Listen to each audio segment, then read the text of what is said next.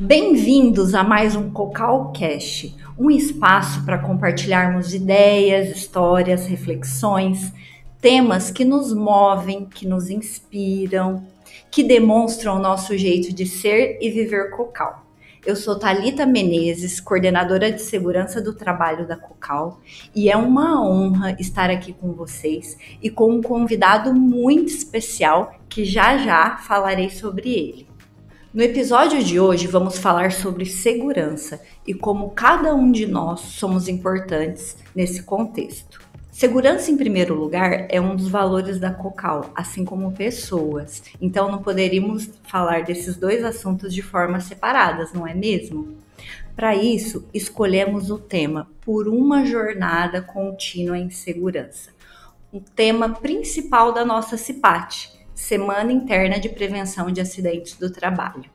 E para nos ajudar a entender mais sobre como é possível seguir nossa jornada com segurança e cuidando um dos outros, convidamos Juliano Falvo, consultor da DSS, consultoria parceira da Cocal, de classe mundial em gestão de operações, e tem como negócio salvar vidas.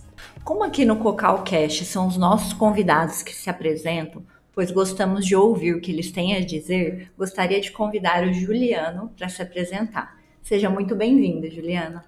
Oi, Thalita, obrigado pelo convite, né? É um prazer estar aqui com vocês no CocalCast. Eu tenho aí mais de 30 anos de experiência na área de operações, produção, qualidade, produtividade, meio ambiente e também segurança. Desses um pouco mais de 30, cerca aí de estou quase fazendo 19 anos na DSS Plus. Fui como consultor e hoje sou gerente de projetos, né? E a gente nunca deixa de ser consultor, né? A gente atua sempre, né, com essa raiz de consultoria, né? Então vamos começar? Juliano, como o comportamento pode influenciar diretamente na prevenção de incidentes e acidentes no ambiente de trabalho? Comportamento é fundamental na prevenção de acidentes. Por quê? Porque o comportamento é o que está na ponta. A empresa, normalmente uma empresa trabalha em seus processos, ajustando o seu processo, elaborando procedimentos, métodos de trabalho, instruções de trabalho, capacita as pessoas, né, dá muito treinamento para as pessoas, para os colaboradores, só que na ponta, na hora H, quem está lá de frente com a atividade é o colaborador. Esse comportamento vai fazer uma diferença e tanto. Ele vai ter que fazer aquilo que ele assimilou no processo de capacitação, ele vai ter que fazer aquilo que está previsto dentro de uma instrução de trabalho, de um procedimento. Então, é fundamental que ele tenha um comportamento seguro, voltado para a segurança na execução da sua atividade. Isso vai ser fundamental para que realmente todo o acidente não aconteça. Então, de nada adianta a empresa trabalhar em várias questões se, no momento final, o comportamento não for voltado à segurança, não for voltado àquilo que está previsto num processo, num procedimento, ou mesmo naquilo que foi passado num treinamento para ele. No final das contas, então, é a decisão dele, né? A atitude dele. Exatamente, Thalita. A ação e a decisão dele no final é que faz a diferença para que não aconteça o acidente. Mesmo que naquele momento ele diga, poxa, eu não posso fazer desse jeito porque a condição de trabalho daquela situação que ele vai fazer, de uma atividade mais crítica, não está completamente segura. Então ele pode, né, voltar, refletir, analisar e restabelecer a condição para aí sim desenvolver seu trabalho. Então isso também é um comportamento seguro, para que ele faça realmente as coisas da forma correta para evitar acidentes. Juliano, ele pode até usar o seu direito de recusa, né? Sim, esse direito de recusa é muito importante, né? Ao mesmo tempo que a empresa, obviamente, dá as condições de trabalho, exige que as pessoas façam aquilo que está previsto, o direito de recusa ajuda no processo da criação de uma cultura de segurança como valor. Por quê? Porque se a condição realmente não tiver sido dada, ele pode se recusar, levantar a mão, tem dentro do processo já estabelecido pela Cocal, que faz com que ele não faça naquele momento, a condição se adeque e ele vai fazer esse trabalho de forma segura. Juliano, você poderia nos citar uma ferramenta prática, eficaz que auxilia nesse processo e também nos contar sobre a importância de tornar o ambiente de trabalho mais seguro e cada vez melhor para se trabalhar? Claro, Thalita, existe a ferramenta observação comportamental, o STOP, né, realizado aí na Cocal. Ela é fundamental para trabalhar nesse fomento da cultura de segurança, né? Essa ferramenta, ela ajuda a construir a cultura de que forma? Fazendo com que haja uma interação entre um líder e um colaborador, né? E o líder, ele reforça com o colaborador o comportamento positivo, o comportamento seguro, aquilo que o colaborador está fazendo de bom, de positivo. Ao mesmo tempo, né, ele também percebe, né, desvios ou comportamentos inseguros e corrige, mas corrige adequando aquele comportamento. Adequando de que forma? Ele adequa através de orientação, instrução, educação, e não do modo punitivo, do modo construtivo, ele adequa esse comportamento. Então é fundamental nesse processo essa ferramenta de observação comportamental para fomentar cada vez mais comportamentos seguros dentro do trabalho. Muito bom. Juliano, e qual que é o papel individual de cada colaborador para termos uma jornada contínua de segurança, né? Nosso tema aí principal da CIPAT. Como cada um de nós, a gente pode se engajar ativamente nesse processo de jornada contínua de segurança? Bom, a contribuição individual de cada um é fundamental. Precisa entender que cada um é responsável pela sua própria segurança. Eu preciso cuidar de mim mesmo.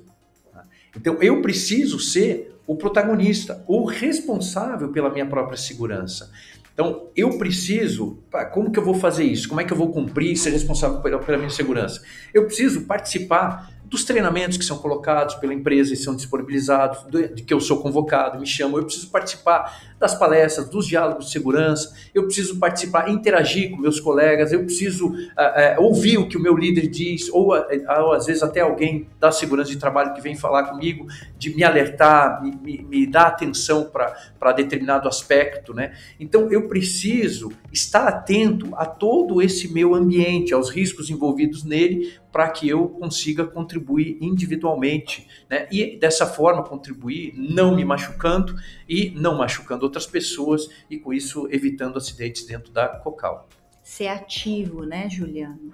Exatamente, Thalita, ser ativo, ser protagonista. Não esperar que quem vai cuidar de mim, quem vai zelar pela segurança é o outro. Não, todos têm que zelar, tudo bem. Mas em primeira instância é o próprio colaborador, porque quem está fazendo a atividade sou eu. Então a decisão e a ação é minha, eu faço toda a diferença para isso. E como você já comentou um pouco antes, qualquer coisa que não tiver uma condição adequada, eu ergo a mão, direito de recusa, falo com o meu líder, falo com o Departamento de Segurança do Trabalho e a gente vai fazer o trabalho da forma segura. Muito bom. Juliano, e qual que é a importância do relato de incidente e acidente na promoção da segurança e quem são os responsáveis por essa ação?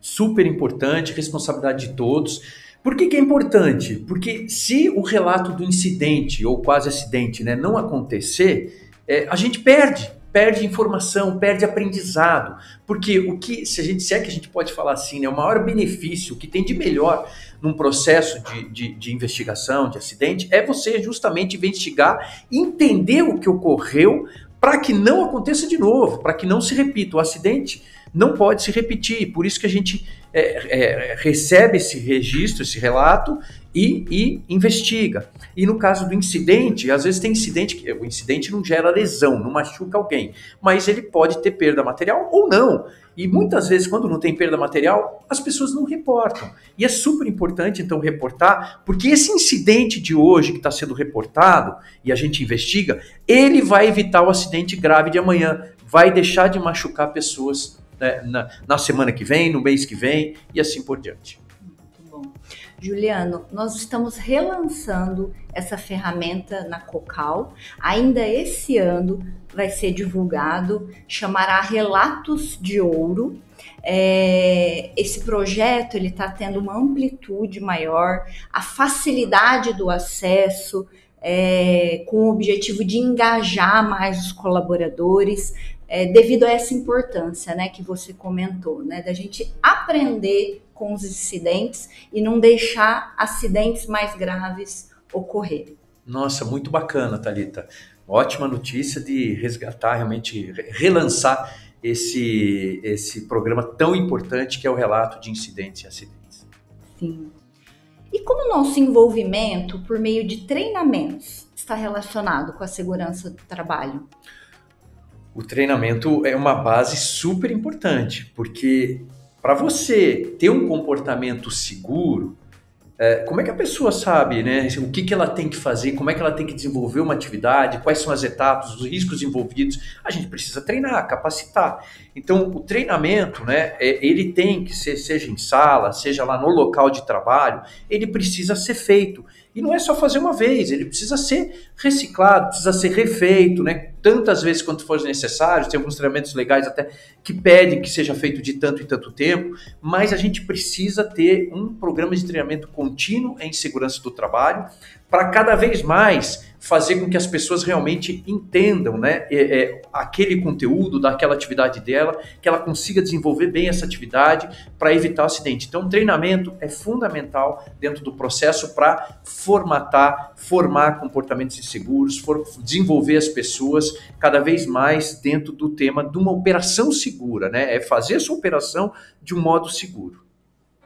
Bom, é capacitar que o colaborador se sinta seguro, né, preparado, habilitado para desenvolver a atividade dele. Exatamente, Thalita. Ele ter confiança em saber que ele está fazendo certo. É muito ruim quando você chega numa área e você entra na área e tem que fazer uma atividade. Poxa, mas como é que eu faço? Aí ele vai fazendo por experimentação, por tentativa. E não conhecendo os riscos associados àquela atividade, é aí que mora o perigo. Porque aí é que ele pode ter um acidente ou causar um acidente com malefício para outras pessoas. E aproveitando que você comentou, né, de conhecimento de risco, por que é importante a gente reconhecer e avaliar os riscos no ambiente de trabalho? Os riscos, eles são realmente muito importantes, eles têm que ser trabalhados junto com a operação, né? Dentro de cada operação você precisa perceber os riscos associados. A percepção do risco tem a ver com o quê? Com a detecção do risco, eu conseguir identificar que ali é um risco, né? Por exemplo, essa caneca, se ela estiver aqui na ponta da mesa, eu preciso identificar que, olha, aqui eu tenho um risco, né? Então, isso, muitas pessoas não conseguem detectar o risco, por não conhecer exatamente a atividade, não conhece muito bem. Detectar uma coisa, né? Eu detectei, mas eu posso interpretar, esse é o segundo fator que entra dentro da percepção de risco. Eu posso interpretar isso aqui como um risco não relevante. Isso aqui tudo bem, não vai cair. Então, a gente precisa interpretar os riscos da maneira adequada. E como é que a gente fomenta essa detecção e interpretação? A gente precisa trabalhar em conjunto com as pessoas na avaliação de riscos, né? Então, a avaliação do risco requer o olhar de todas as pessoas envolvidas na atividade, para que a gente tenha um equilíbrio, né, ao avaliar o risco associado àquela atividade, né? Muitos riscos já estão bem mapeados, identificados, desenhados, mas estou falando daquele risco associado de atividades rotineiras, que nem tudo está em procedimento, nem tudo está escrito. Então a gente precisa estar sempre interagindo, é por isso que a gente tem aqui ferramentas dentro da Cocal, como por exemplo a PET, que é a permissão de trabalho, que ajuda ao colaborador, aos colaboradores que vão desenvolver uma atividade crítica, a se lembrar de quais itens são importantes para ele desenvolver aquela atividade. É um checklist que faz com que ele avalie, né? Não deixe de se lembrar, de detectar e avalie da maneira adequada cada risco envolvido na atividade. E também a gente tem, é bom lembrar, na própria manutenção automotiva, tem a APR, Análise Preliminar de Riscos, que também não deixa de ser um checklist de avaliação de risco, né, para que o colaborador lá da manutenção ele consiga verificar ponto a ponto se ele está conseguindo perceber, né, todos os riscos, para que não deixe passar nenhum de fora, né, e ele consiga, com isso, adotar as medidas preventivas necessárias para conseguir fazer um trabalho seguro. Muito bom. E aí, né, Juliano, nessa avaliação desse preenchimento da PR, da permissão de trabalho, como é uma equipe, né, são vários colaboradores, cada um tem uma percepção, cada um tem uma visão de risco, né? Por isso a importância da reunião, né, da equipe estar reunida no local de trabalho, fazendo uma avaliação em conjunto. Perfeito, Thalita. Super importante isso, dessa dessa elaboração da PET, da permissão de trabalho, ser feita no local de trabalho, com as pessoas envolvidas na execução da atividade, porque cada um, como você muito bem comentou, cada um tem uma experiência, né, uma percepção. Essa percepção depende da experiência de cada um, da vivência de cada um naquela atividade, em atividades similares àquela. Então, essa participação contribui para que a gente faça uma permissão de trabalho mais adequada, mais completa e o trabalho seja feito de uma maneira ainda mais segura. Juliana, a gente comentou aqui, né, da elaboração da permissão de trabalho, da avaliação de risco, né? O nosso procedimento sempre tem uma liderança, uma gestão. Qual o papel da liderança nesse processo, nessa promoção dessa cultura de segurança? A liderança é o grande catalisador, o grande alavancador, né? É o engajador, né, das pessoas nesse processo.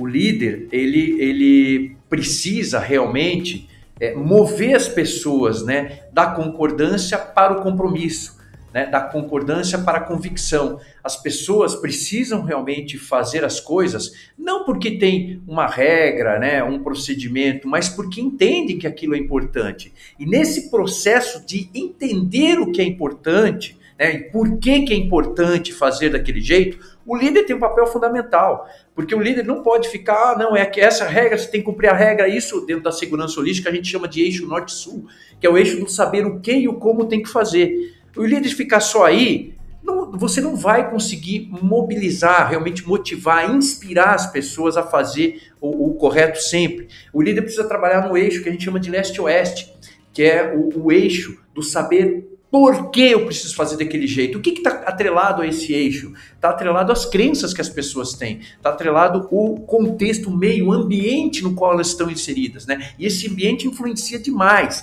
E o grande influenciador do ambiente, daquele grupo de trabalho, daquelas pessoas, é o líder. Então o líder precisa estar lá próximo das pessoas, precisa verificar como as pessoas estão conduzindo o seu trabalho, precisa reforçar o comportamento positivo daquilo que está sendo bem feito, precisa corrigir, orientando, né, motivando as pessoas a trabalharem de uma maneira segura. Então o líder tem papel fundamental dentro desse processo.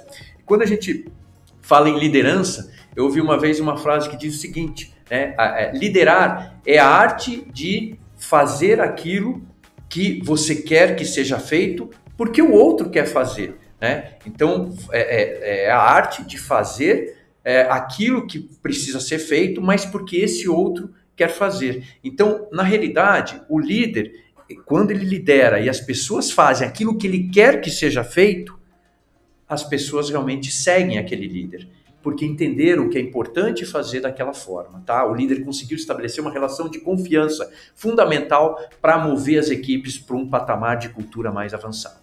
E o líder, né, Juliano, ele conhece cada um da sua equipe, né? Então, se um colaborador também um dia não está muito bem, está com alguns problemas, isso pode influenciar na avaliação de risco, no desempenho da atividade. Influencia muito, Thalita. Eu vou contar uma história. Uma vez eu estava fazendo um diagnóstico numa empresa e nesse diagnóstico, né, muito rápido, né, normalmente passa um dia na área e a gente tira fotos com permissão da empresa e a gente viu uma situação bastante ruim do colaborador, né, tinha umas bobinas, ele rodava aquelas bobinas carregando 3 ou 4, rodando 3 ou 4, não é permitido, eu deveria rodar uma só de cada vez. E assim, a pessoa que estava comigo, né, conhecia, né, o líder conhecia aquela pessoa, né, muito bem, falou, não, tem alguma coisa errada com ele, não é possível, ele sempre trabalha direitinho, o que acontece? E depois que a gente passou por lá, ele chegou e conversou com essa pessoa.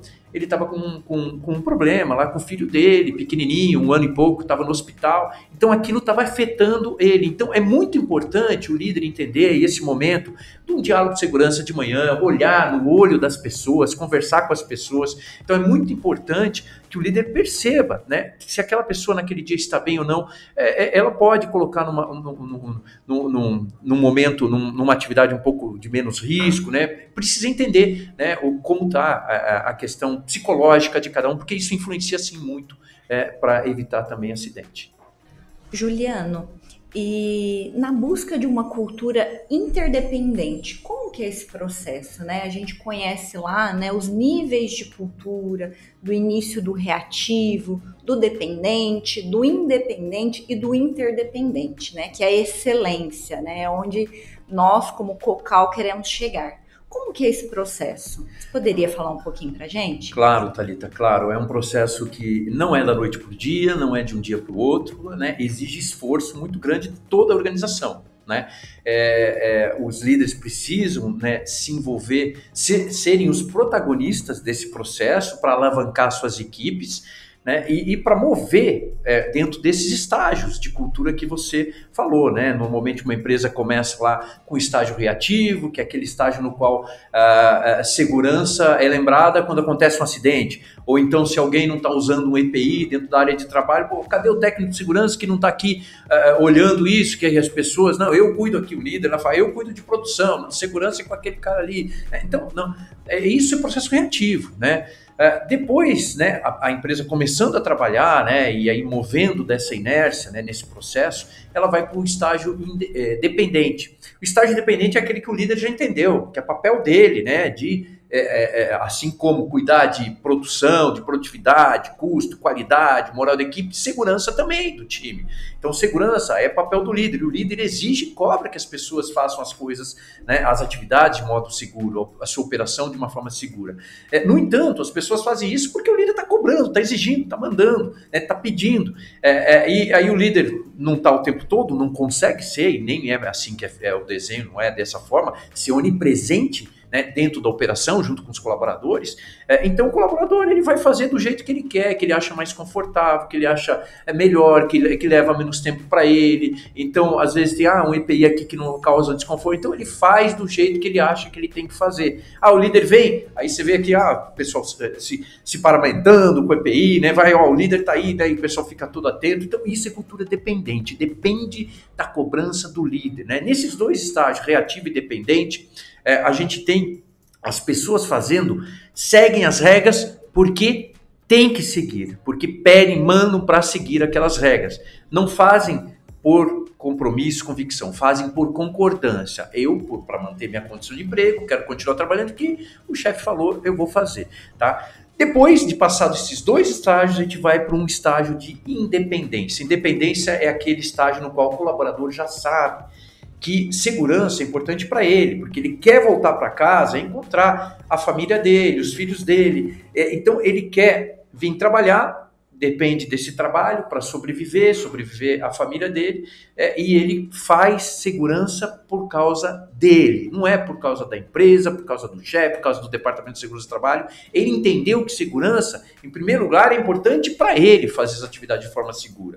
E isso é o estágio de independência. Quando esse colaborador, além dele zelar pela sua própria segurança, ele também interage com os colegas, ele interage, né, contribuindo, né, alertando, né, se posicionando, quando vê um colega assumindo um risco desnecessário, e o colega aceita bem essa interação, a gente tem uma cultura interdependente, é aquela cultura de colaboração, de ajuda mútua, né? Então, nesses dois estágios, independência e interdependência, as pessoas seguem as regras porque porque sabem que porque entendem o porquê de seguir as regras. Então, elas seguem as regras porque elas sabem a importância de fazer aquilo, né? O porquê de seguir as regras, né? E não simplesmente porque é uma regra, né? Elas entendem por conta delas mesmas.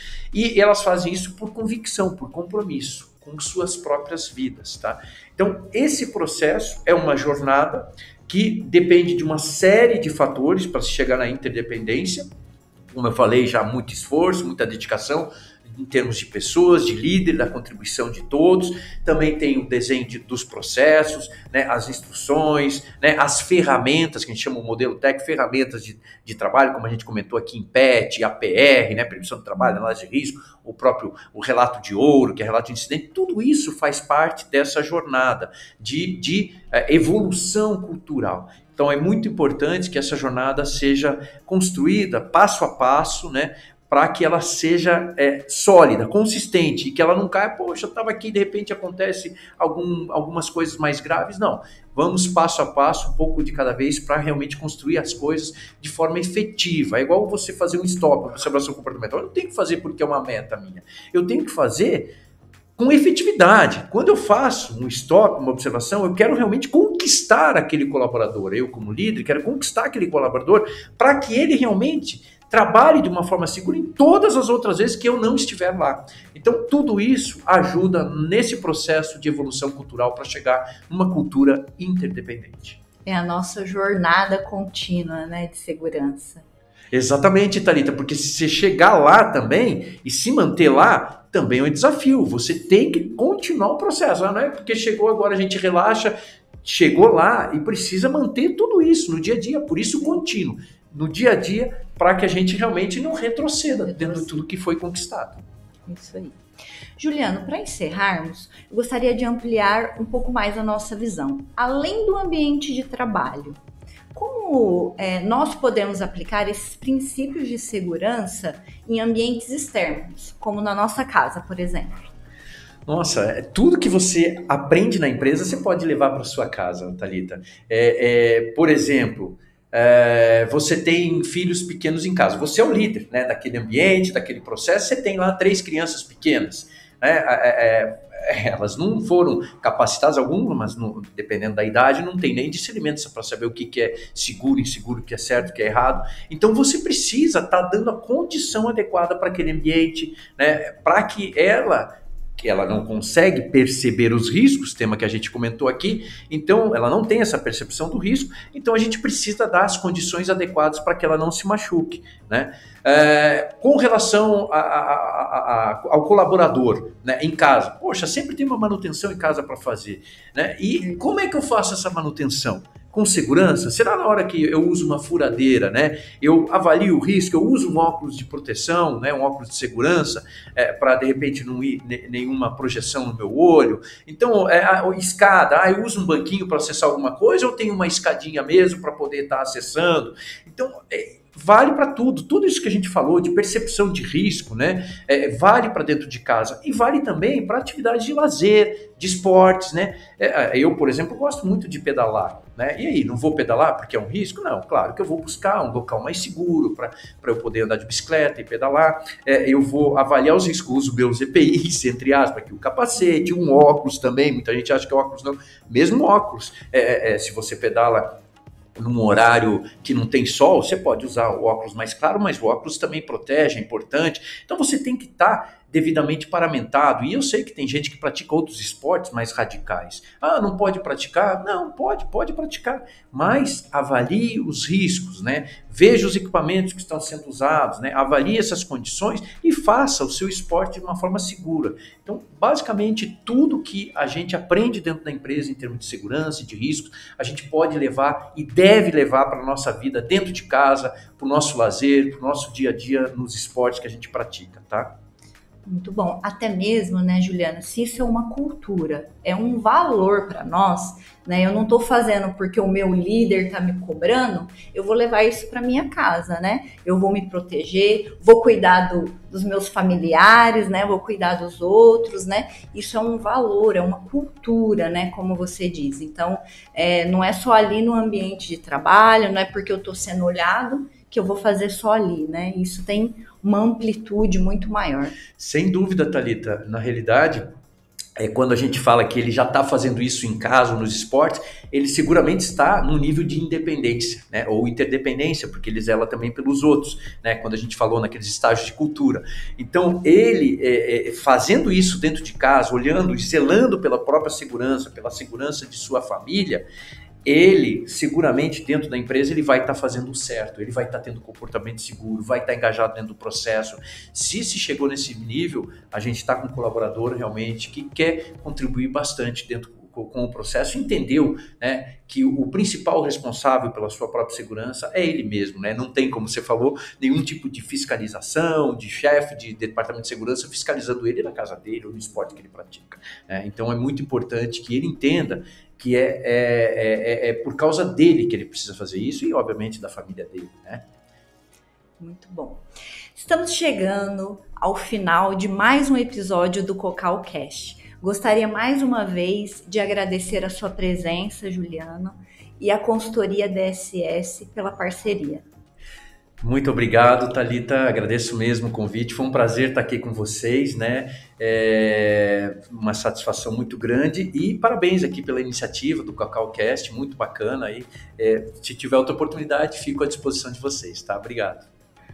Antes de encerrarmos, gostaria de aproveitar esse momento para reforçar que cada item discutido aqui não é apenas uma conversa, é um chamado à ação para transformarmos o nosso ambiente de trabalho e, mais importante ainda, salvar vidas. Portanto, ao terminarmos esse episódio, convido você a refletir como todas essas informações podem ser aplicadas no nosso dia a dia, desenvolvendo uma jornada contínua de segurança. Cada ação, por menor que pareça, pode fazer a diferença. Obrigada por nos acompanhar. Até a próxima. Lembre-se, segurança em primeiro lugar, sempre.